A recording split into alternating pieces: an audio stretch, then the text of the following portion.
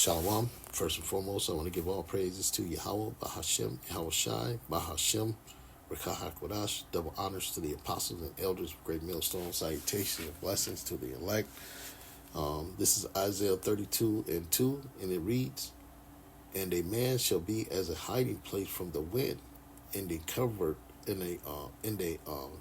covert from the tempest, as rivers of water in a dry place, as a shadow of a great rock in a weary land." That's right, man. And we're approaching these days real soon. Soon enough, man, it's going to get to the point where, like it says in Isaiah, let me get that, is that 4:1, that's right. And it reads that, "In that day 7 women shall take hold of one man, saying, We will eat our own bread and wear our own apparel. Only let us be called by thy name to take away our reproach." That's right. So that's when the days come when that man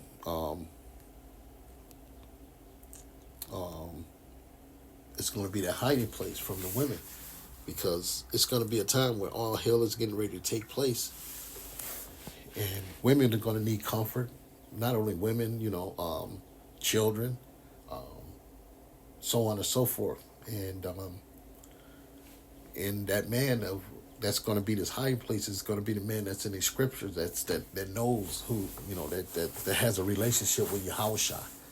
You know what I'm saying? That goes to bed at night and they praise to Yahweh Shai. Or whatever situation, every day they wake up, they got a relationship with Yahweh Shai in this ministry and doing this work, and letting let it all be done by the Lord's will. You know what I'm saying? Knowing that anything you do is not by your will. It's not you. It's the Lord that's doing this, man. We're just here just doing the work. This life has already been written. This has already been, been through. So all we doing is basically, man, is just playing out the parts. And there's going to be a time when this man, they say, and a man shall be a hiding place from the wind. And what I'm saying is this man is here on the earth. He's getting ready to play out this part right here on this scripture, man. And a man shall be a hiding place from the wind, and a covert from the tempest. That's right. Let's look up that right quick. Secret. Secret.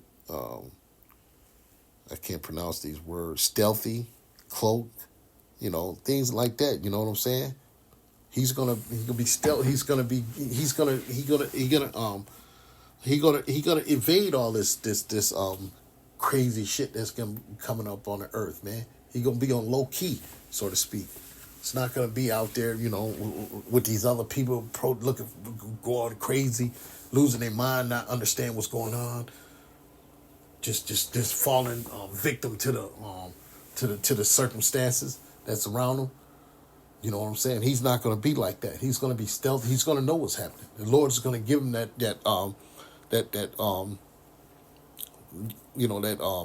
hinge around him to get around, man. The Lord is going to be directing him through all this shit, man. And that's where these women that's going to see that, and the ones that's going to know, they're going to latch on to this man. They're gonna want to be a part of where that aura he's gonna have around him, that security he's gonna have. That's gonna be exhiberating. That's gonna be vibrating off of him, man. And these people gonna want to get with that, especially the women, mainly the women, because they're gonna see how this man is, it's going about. He's out there. He know how to move around. He got food. He got shelter. He got this and that and the third. So it says, "And a man shall be a hiding place from the wind." Yeah, that's right. From the terrible times that's getting ready to come on the earth. That's a metaphor for the wind. That's a metaphor for the uncomfortable, the terrible things that's coming on the earth, man. And it reads, "In a covert from the tempest." Let's look up this word tempest once. Just look it up, tempest. And it says, "Storm, a violent windy storm." That's right. And what we're getting ready to go to is that violent, that uproars of the people, Jacob's trouble. That's what we're getting ready to go into. And this man is going to know how to move around all this shit, man.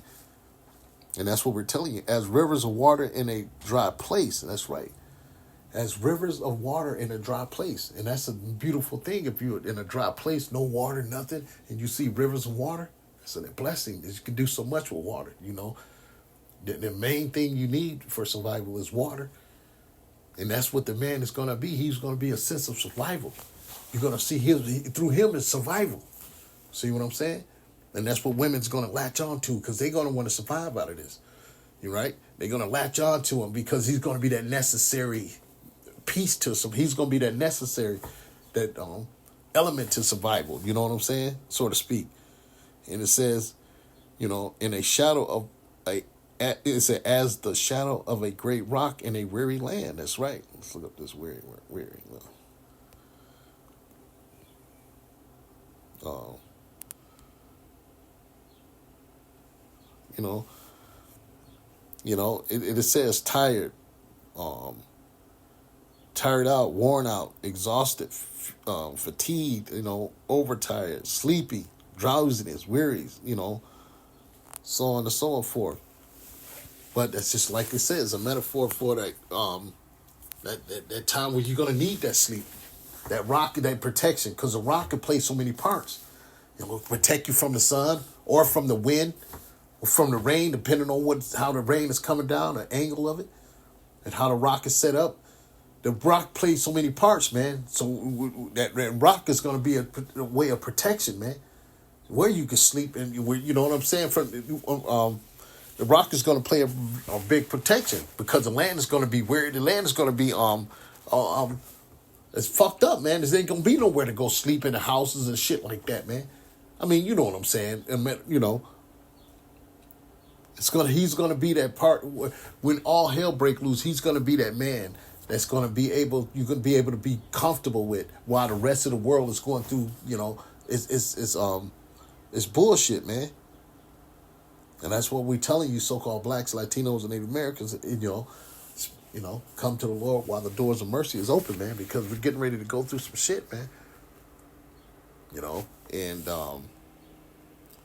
like it says right here, it says, rise up, you women that are at ease, hear my voice, you careless daughters, give ear unto my speech. Many days and years shall ye be troubled, you careless women, for the vengeance shall fail, and the gatherer shall not come. That's right.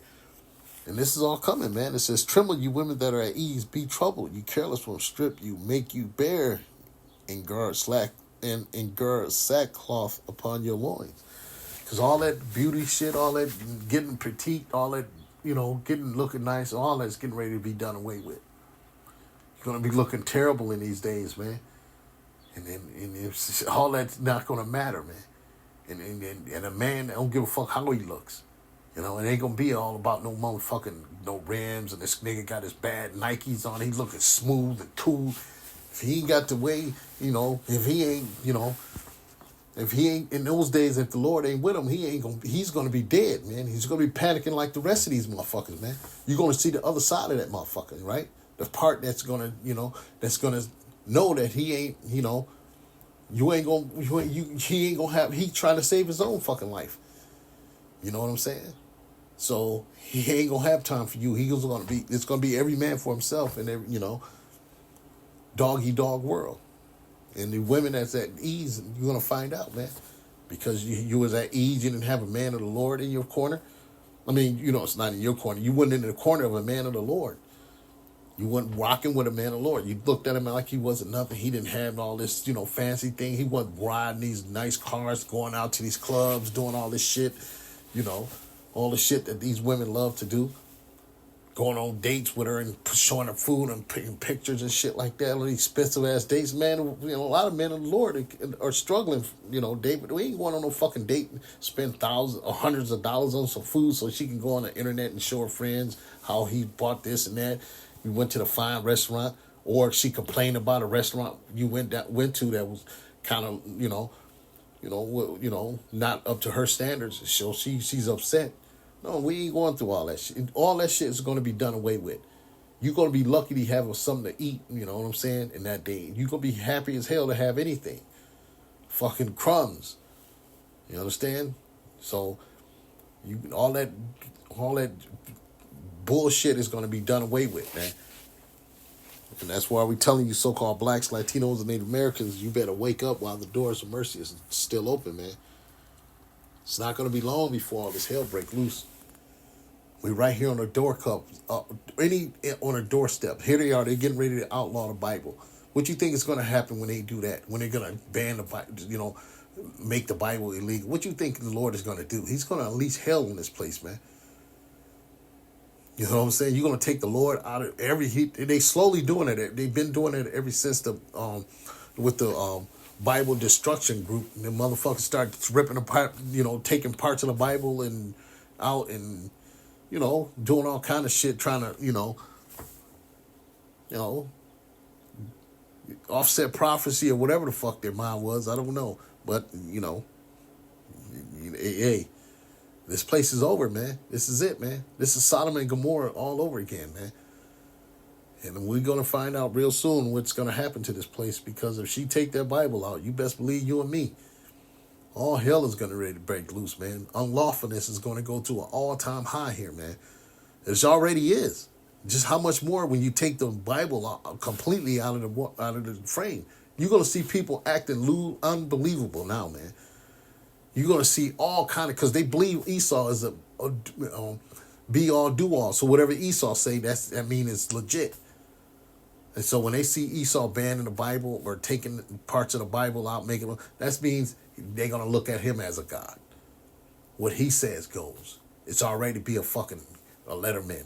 It's all right to be doing all this shit. So we're getting closer and closer, man. And that man